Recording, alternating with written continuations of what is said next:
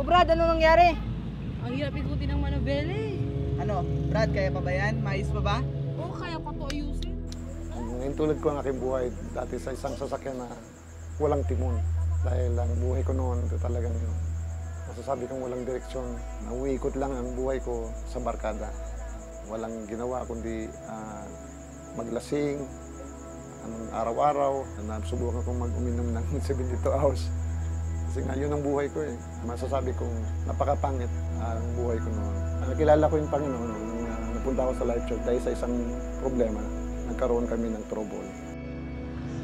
Ray! Ray! Yung isang barkada ko ay nagtana ng isang babae. Yung kanyang kasintahan. Mga pulis po kami. Hinahanap po namin yung nagngangalang Patok. Ngayon, ang ginawa ng magulang ay idinimanda yung barkada ko at sinama ko at kinasuhan kami ng rape.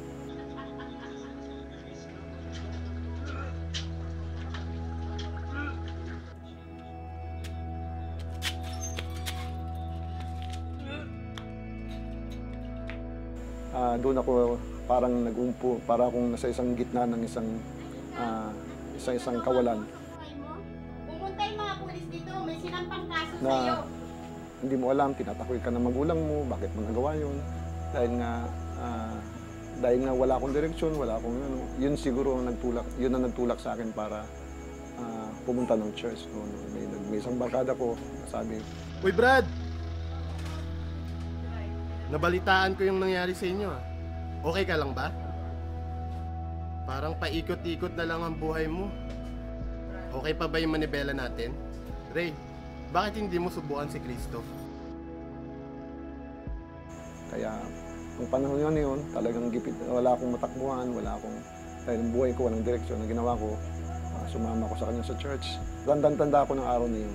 Pumunta ako sa Life Renewal Center, noon pa sa old BIR building. Pupunta ko roon, sinalubungan ko ng isang pastor, pangalan si Pastor Anso. Pinag-pray niya ako. Yung panahon na yun talaga nakita ko yung pangailangan ko ng Panginoon sa buhay ko. Nung araw ng April 22, 1984, tinanggap ang Panginoon bilang Panginoon tapalita sa buhay ko. Mula nung araw na yun, hindi na ako umalis ng church. Naging worker kaagad ako. Ang unang trabaho ko nun sa church is talagang magbuhat ng malalaking bubbles para dalhin doon sa kung saan pinagdarausan ng fellowship ang Life Church. At napasok din ako sa tinatawag na Judgment Morning. Ang aking papel noon sa Judgment Morning, habitual criminal. Napunta ako sa ginampanan ko yung Jesus Christ. Yun ang mga papel na ginampanan ko noon sa Judgment Morning. Naging ganito yung pananaw ko sa buhay. Naging ganito yung kabuuan, yung lalim na pagiging Kristiyano ko dahil sa isang pastor na nangalaga sa akin at nag-inspire sa akin na maging totoo ka sa harapan ng Diyos. Maging totoo yung ginagawa mo. Maging totoo yung pananaw mo. Huwag kang mag-give up.